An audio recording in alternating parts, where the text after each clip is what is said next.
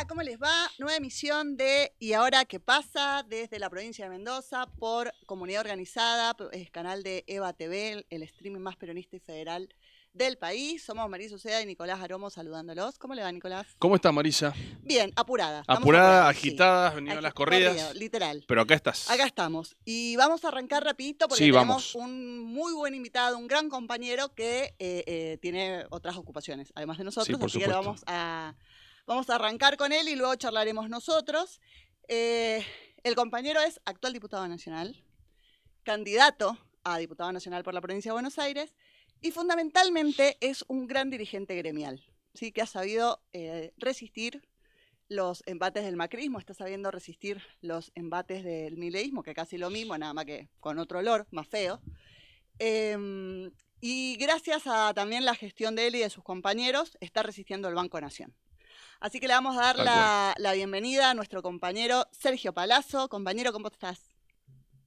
¿Qué tal? Buenos días a todos y a todas. Un saludo grande a Nicolás, a vos, Marisa, y a toda la audiencia y a toda la querida provincia de Mendoza. Muy bien. Gracias. Tu provincia, exactamente, exactamente. Gracias por darnos este tiempito. Y tengo que arrancar con lo que es obvio, ¿no? La situación del Congreso, digo, cómo el Congreso viene ganando terreno, si se permite esa expresión, en algunas luchas.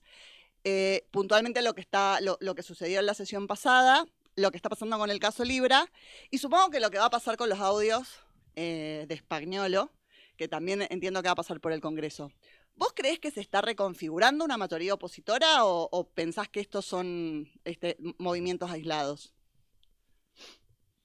Yo creo que por un lado muchos de quienes acompañaron a las políticas de Milei por un lado, algunos las pueden haber acompañado honestamente desde lo intelectual, por más que yo no acuerde con ellos, y empiezan a darse cuenta que este gobierno de Milei decididamente es todo lo contrario de lo que dijo que vino a plantear.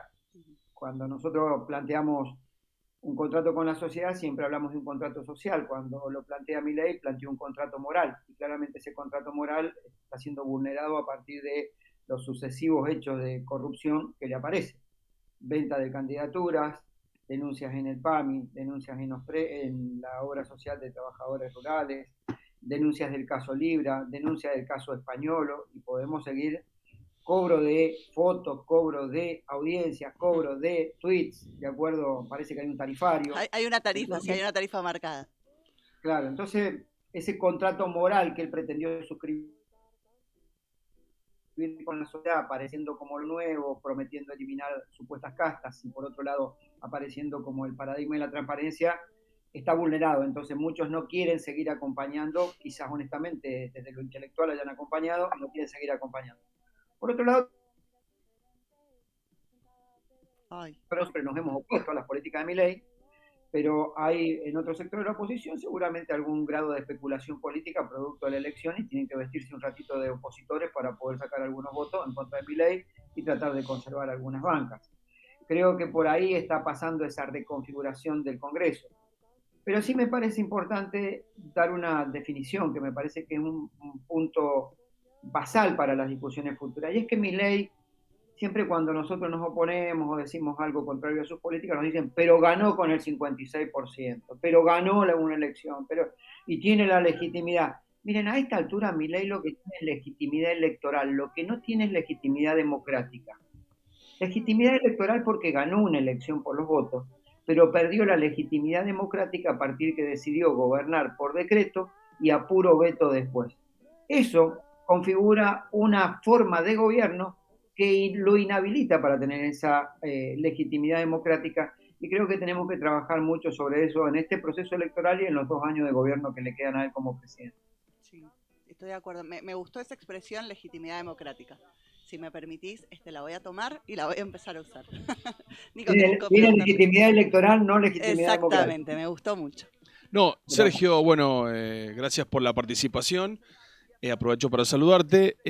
Te corro al ámbito económico. ¿Cómo estás viendo vos, sabiendo que estás en un sector donde el gobierno está haciendo un desbarajuste total y que está utilizando un poco para básicamente intentar lograr su objetivo, que es frenar el dólar para frenar la inflación a toda costa, pero sabemos que ahí detrás de eso está generando un lío tremendo en las últimas horas y como hemos hablado acá con la Marisa, en realidad eso es solamente la punta del iceberg, ¿no? El tema cambiario financiero de un problema mucho peor, que es el que se ve en la calle, que es la recesión profunda en la que se está metiendo la economía luego de un ajuste, ¿no? Luego de un ajuste brutal el año anterior. O sea, ¿cómo estás viendo vos ese panorama económico? Con mucha preocupación y particularmente el panorama financiero, porque el panorama financiero termina repercutiendo en definitiva en la economía. Es decir, si no hay crédito difícilmente haya producción, si no hay producción difícilmente haya empleo. Lo veo con mucha preocupación porque cuando vos tomás las recientes medidas del Banco Central, que las viene dando en las últimas semanas y particularmente en los últimos días en materia de tasas y en materia de cambiaria, te das cuenta que la restricción del crédito aparece por disposiciones del Banco Central, pura y exclusivamente. Cuando a vos te imponen un encaje del 53% del total de tus depósitos, por un lado significa que inhabilita más de la mitad de esos depósitos para ser prestados en el mercado financiero. Pero por otro lado también significa que la tasa de interés va a subir pero exponencialmente. Si vos el 53% lo tenés afectado a un encaje, quiere decir que te queda el 47% para prestar. Sin embargo, vos tuviste que pagar sobre el 100% de eso una tasa pasiva.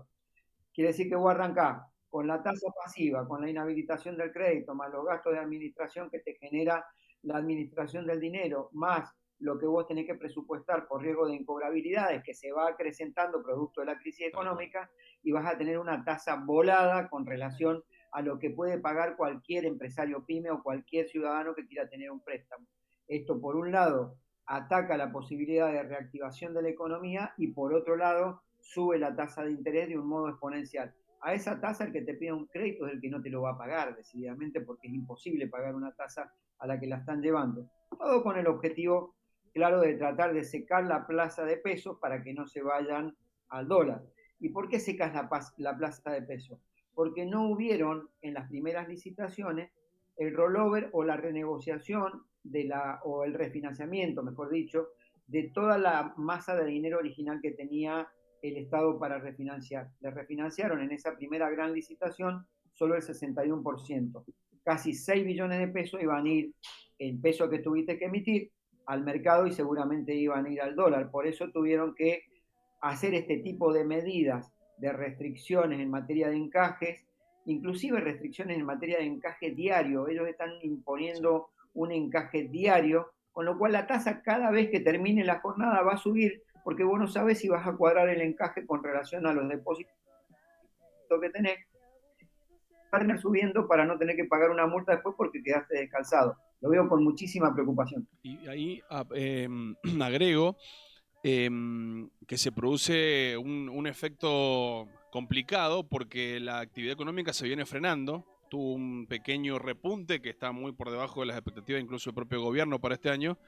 Y bien lo explicaste, se te retrae el crédito, aumenta mucho la tasa de interés y ahora, digo, ¿quién es el que le quitó el apoyo al gobierno? Siempre lo discutimos. Yo, por lo que vos estás hablando, es el mercado financiero el que tampoco le cree al gobierno para no rolear esos vencimientos o le crea un precio muy caro. Eso tiene un condimento político también, porque si no le cree el mercado, que es para el cual Milei hizo absolutamente todo, ¿no? Después de un año y medio de gestión, estamos complicados, porque realmente no ejecutó las políticas ni para la producción ni para la gente de a pie, digamos. Bueno, él favoreció al mercado, pero más que el mercado, yo por ahí me va a permitir tener un punto de diferencia con lo que expresás. Si bien su ideología hace que tenga esa mirada de apuntar a favorecer los mercados, él hasta ahora lo que ha favorecido es a los blanqueadores de plata y a los jugadores de plata. Esta es la verdad. Sí. Porque cuando fue la ley base y el paquete fiscal, lo único que se decidió es ver cómo hacían caja a través de aquellos que habían fugado, evadido y no pagado impuestos. Y lo segundo es a través de las políticas que llevan adelante con tasa de interés y mercado cambiario pisado como lo tienen, lo que están haciendo una vez más el carry trade ya famoso que pareciera ser que es la especialidad del ministro Caputo y no la economía. Entonces me parece que los primeros dos sectores beneficiados del gobierno de Milei no es precisamente el mercado, sino era ver cómo hacía caja y cómo facilitaba esa bicicleta financiera. Después tiene que ver mucho que favoreció a los sectores más poderosos y más ricos de la Argentina. Recordá que eliminó impuestos a los bienes personales y en otros casos los dejó en 0,25. Un trabajador termina pagando más impuestos a la ganancia que un millonario que tiene 10 yates en Miami y 22 propiedades en Marbella, termina pagando de impuestos a los bienes personales. Y en el mercado creo que afectó fuertemente con su política de apertura de importaciones, impulsada por las desregulaciones de Federico Sturzenegger, impulsó fuertemente una política de regulación que ha perjudicado a la industria nacional y particularmente está golpeando mucho en las pymes. Ya más de 13.500 pymes han cerrado. Si vos mirás las estadísticas, han cerrado creo que más pymes a un año y medio del gobierno de Milei que las que se cerraron durante la pandemia, que hubo una situación de parate económico. ¿Y vos cómo crees que va a llegar el gobierno, sobre todo desde lo económico? Desde lo social uno lo puede percibir, pero desde lo económico, ¿cómo crees que llega a octubre? Porque no se lo ve tan holgado como aspiraba a llegar a las elecciones. ¿Vos crees que esto se intensifica, digamos, que el dólar puede ser una variante que los termine perjudicando, que el mercado les pique el boleto más de lo que ya se los picó, o pensás que va a haber cierto, no sé, cuidado para que no lleguen tan malheridos con todas las balas que le han entrado en los últimos 10 días, ¿no? Yo creo que llega en una situación desventajosa el gobierno. El gobierno en principio no tiene un programa económico. Segundo, no tiene un programa de gobierno porque nunca creo que pensó en ser presidente de la nación. Tercero, los funcionarios que tiene son la mayoría prestados por el PRO. Decididamente su gabinete o quienes son el verdadero triángulo de hierro son Caputo, Sturzenegger y Bullrich, ¿no? Caputo haciendo las cosas que hace, garantizando la tasa de rentabilidad de las empresas. Sturzenegger desregulando para una apertura económica indiscriminada y grandes negocios para los de afuera. Y la garante pegándole a la gente con represión es Patricia Bullrich. Creo que al buen semblante que vos planteabas o al buen análisis que planteaba de todas estas cosas que el gobierno lo hace no llegar holgado, agregarle que en el exterior empiezan a pensar que si un gobierno que fundó toda su estrategia electoral y económica en hablar de la desregulación sufre los reveses que está sufriendo en el Congreso, que le deroga los decretos esos de desregulación, y se los deroga porque son absolutamente insólitos, inaplicables, que vos elimine la Dirección Nacional de Vialidad y deje a los ciudadanos que transitan por las rutas a expensas a que tengan accidentes y se mueran. Nadie puede pensar que esos decretos pueden seguir vigentes. Pero si yo soy un empresario afuera y miro esto y digo, lo único que tenía era esto y hoy no lo tiene, claramente tiene un problema el gobierno. Y segundo, empieza a influir, calculo, en los mercados internacionales, que quien invierte su dinero y ve los niveles de corrupción que está mostrando este gobierno, decididamente no va a tener muchas ganas de invertir en un gobierno que tiene tantos hechos de corrupción, que no los puede resolver, que no tiene funcionarios idóneos y que paralelamente tiene un Congreso donde la mayoría empieza a darle espalda. Bueno, no creo que llegue holgado a las elecciones y creo que al revés, el camino se le va a estrechar mucho de aquí a las elecciones. ¿Y nosotros, el peronismo, cómo llegamos a octubre? Yo creo que hay un principio de haber logrado en muchos casos listas de unidad, y esto es un buen augurio, porque yo sé que muchos compañeros, compañeras del espacio amplio que es Fuerza por la Patria, donde claramente el peronismo es quien lidera y quien ejerce esa supremacía, pero que también es un espacio plural, que tiene socialistas, que tiene radicales, que tiene una cantidad de compañeros de distintos orígenes políticos, es el único espacio que en el Parlamento se mantuvo unido. Nosotros desde que empezamos somos 99 y parecemos los mineros chilenos, somos 33 y estamos bien, somos 99 y seguimos votando casi igual, salvo alguna votación muy particular. Dentro de los otros espacios, por eso a mí no me preocupa tanto cuando hablan de nuestras internas y de los problemas. Dentro de los otros espacios, tiene 3 bloques la Libertad Avanza y tiene apenas 30 y pico diputados, tiene 3 bloques.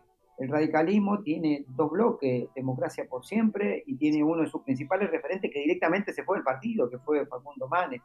El PRO terminó, así como Milei le decía, juntos por el cargo, en un momento terminó arrastrados por el cargo, porque fueron por un par de cargos arrastrados a La Libertad Avanza, los vistieron de Teletubby, todos de violeta, en una foto ahí, y terminó en eso. Y sus dos candidatos a presidente ya no pertenecen al PRO, porque uno fue Patricia Bullrich, que ahora es afiliada libertaria, y el otro terminó armando su propio espacio, que es Rodríguez Larreta. Quiere decir que nosotros, haber sostenido esa unidad, aún con nuestras diferencias internas, nos pone en un lugar de privilegio. Lo que tenemos que hacer ahora es construir una propuesta que contenga a los sectores agredidos por este gobierno para poder ser la opción necesaria y la esperanza necesaria que necesita un pueblo que está angustiado. No puedo estar más de acuerdo, compañero. De verdad, muchas gracias. Estamos muy agradecidos de tu participación. En lo personal, muy contenta que vos, la compañera Vanessa Sile y el compañero Carlos Quiroga, dirigentes sindicales de los que se los ha visto resistir en los momentos que había que resistir, hacer las críticas en los momentos que había que hacer las críticas y por sobre todas las cosas siempre parados en el mismo lugar, estén integrando nuestra lista. Eso da la tranquilidad de que el peronismo está en la búsqueda de esa construcción de representación que hablas, así que deseándote la mayor de los éxitos, agradeciéndote tu laburo como dirigente gremial y mandándote un abrazo enorme desde acá de Mendoza. Un abrazo grande, Mendoza. Sergio, y gracias por la participación. Claro, que PBA te devuelva en algún momento. Ustedes me permiten dos referencias finales. Todas. Saco 2 minutitos. Todas. La primera, por una cuestión personal, moral, ética, militante y de ciudadano agradecido, quiero decir con muchísima claridad, porque no le voy a escapar nunca a ese debate, que queremos a Cristina libre porque Cristina es inocente, porque está proscripta, porque es la líder política más importante de la República Argentina y que su presencia en este proceso electoral hubiera sido determinante para que el gobierno tuviera una derrota descomunal y que está pagando las consecuencias de haber enfrentado al poder económico. Esto es lo primero que quiero decir. Y segundo, como dirigente gremial, y en virtud que el presidente ha manifestado que las reformas de segunda generación tienen que ver con la reforma laboral, previsional y tributaria, quiero decir con mucha claridad que cuando el presidente habla que la justicia social es una aberración y que hay que eliminarla y que hay que eliminar el 14 bis, lo primero que haría es pedirle al presidente que vaya a estudiar un poco de historia y que estudie la Constitución argentina. El 14 bis, en principio, si bien reconstruye lo que fue la Constitución del peronismo, la Constitución social, en definitiva fue un artículo votado durante la constituyente del 57 que tiene el pecado original de la proscripción del peronismo y haber sido convocado por un gobierno militar, pero fue instancia de la Unión Cívica Radical, principalmente de alguien que no era precisamente convencional en ese momento, que era el zoólogo Larralde. Exactamente. Y segundo, ese pecado original se subsanó en la constituyente del 94 cuando se ratificó el 14 bis. Y además, decirle con claridad que la justicia social no es un concepto abstracto devenido de simplemente gobiernos populares que decidieron otorgarle a los trabajadores esa discusión de justicia social, sino que es un principio constitucional consagrado en el artículo 75, inciso 19 de la Constitución, cuando habla del desarrollo humano y dice deberá entenderse por él mismo el desarrollo económico con justicia social y generación de empleo. En principio, que vaya a estudiar un poco de historia. Gracias. Maravilloso. Muy buen aporte. Gracias, compañero. Que tengas la mejor jornada, muchos éxitos y nos seguiremos viendo en las mismas luchas. Te mandamos un abrazo enorme. Abrazo grande. Chau, chau. Bueno, no sé si Milei llamó, pero Palazzo lo atendió. Sí, digamos, sí. Seguro, seguramente. Clarísimo, conceptos interesantes, Tiro, ¿eh? Sí, sí, desde lo político y bueno, también algunos aspectos de lo más fino en la materia bancaria y económica, que es donde está metiendo mano el gobierno. Ahora, justamente para frenar el caos en el que se ha metido. Teníamos el índice KUKA, que era el que te hacía subir el dólar del riesgo país, pero parece que ahora también, que no era KUKA, que era con K, pero de Karina. También le está metiendo un condimento importante. Cimbronazo fuerte en el mercado, el tema de las cajas de Karina, ¿verdad? Sí, porque en realidad no es porque no creo que al mercado le importe realmente. Lo que sí le importa es, ¿cómo decirlo? Es la potencia política, claro. El impacto político que esto tiene. Y bueno, hay algunos indicadores que ya están mostrando una caída muy fuerte en la imagen del gobierno. La imagen no solamente en términos de corrupción, sino en las proyecciones, después veremos qué pasa, pero digo, ha sufrido el impacto.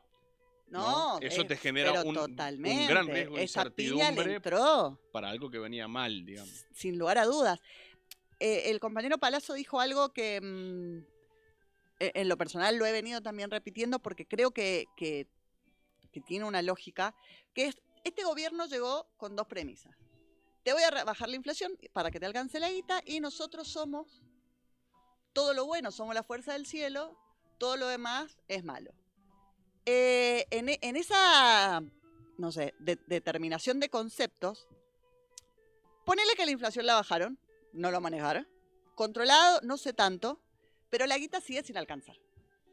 Digo, ponele que la inflación no sea del 5, del 8 mensual, que no podés vivir con esa inflación, eso estamos todos de acuerdo, pero la guita no te alcanza.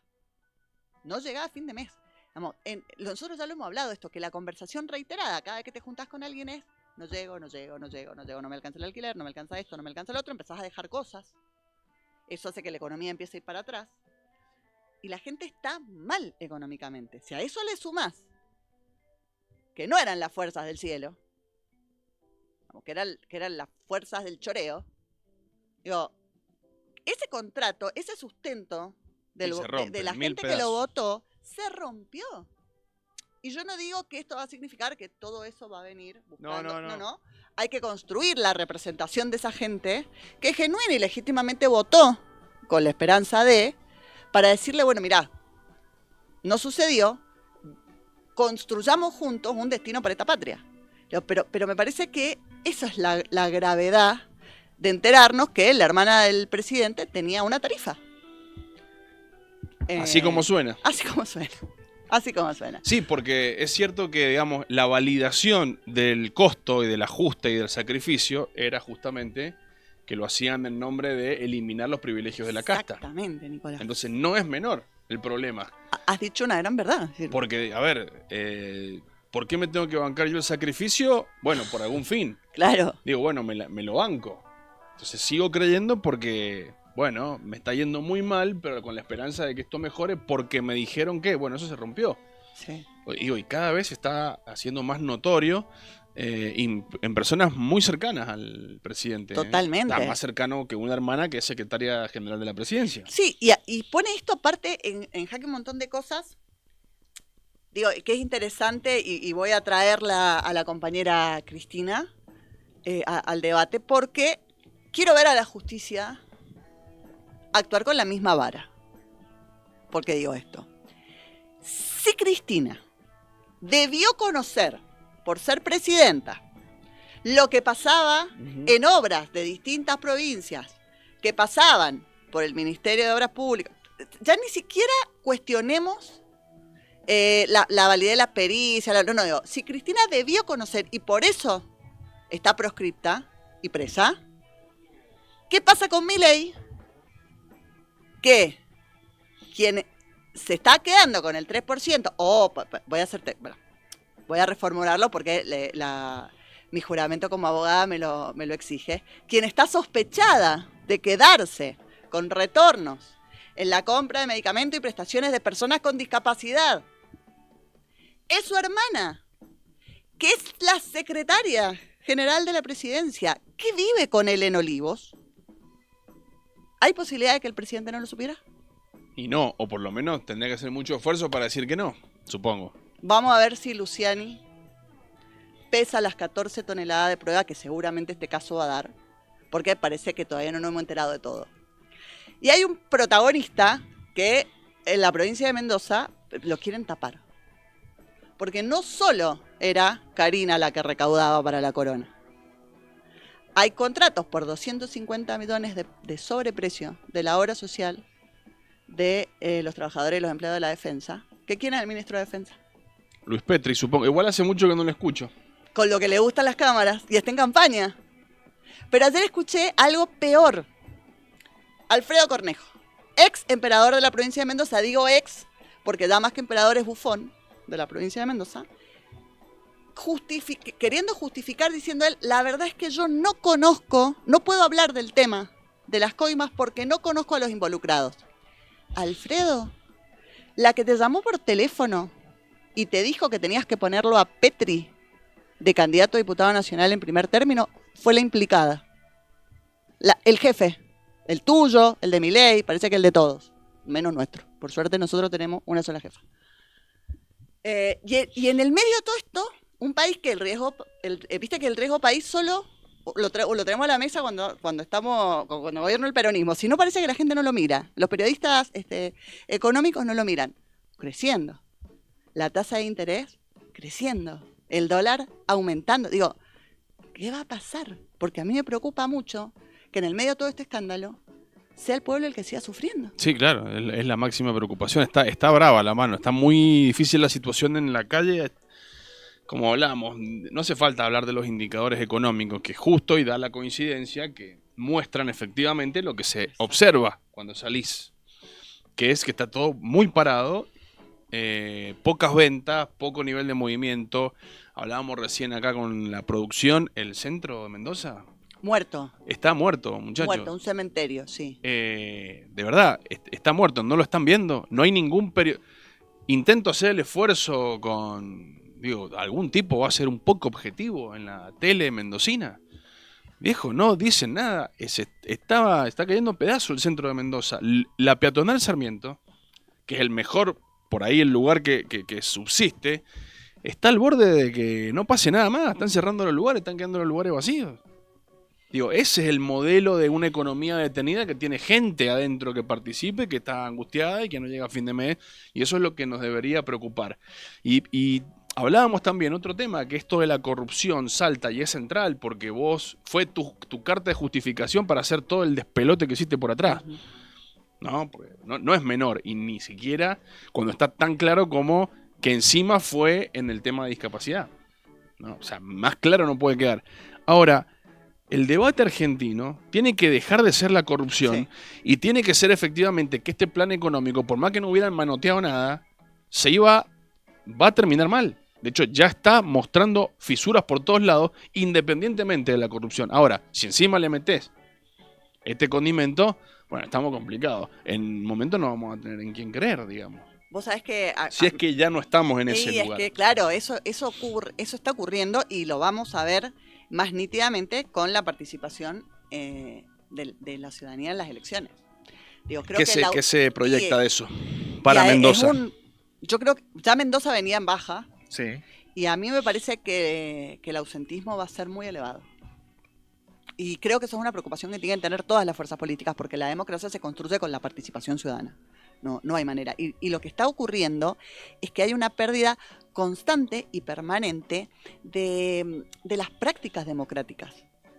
Entonces, en este sentido, vos recién decías algo que, como para que vamos cerrando la idea, que hablaba con mi hermano, que también militante, y él me decía, hay que empezar a poner los términos como corresponde. Porque se nos acusa que nosotros no podemos hablar de corrupción. Nosotros podemos hablar de lo que se nos dé la gana. Punto número 1. Punto número 2. Si vos vas a hablar de moral política, sí, gobernar para el pueblo es moralmente correcto. Hacer obras públicas que te beneficie, no sé, una ruta, una escuela, un hospital, un centro cultural. Digo, la obra pública que enriquece la vida cotidiana de los ciudadanos es moralmente correcta.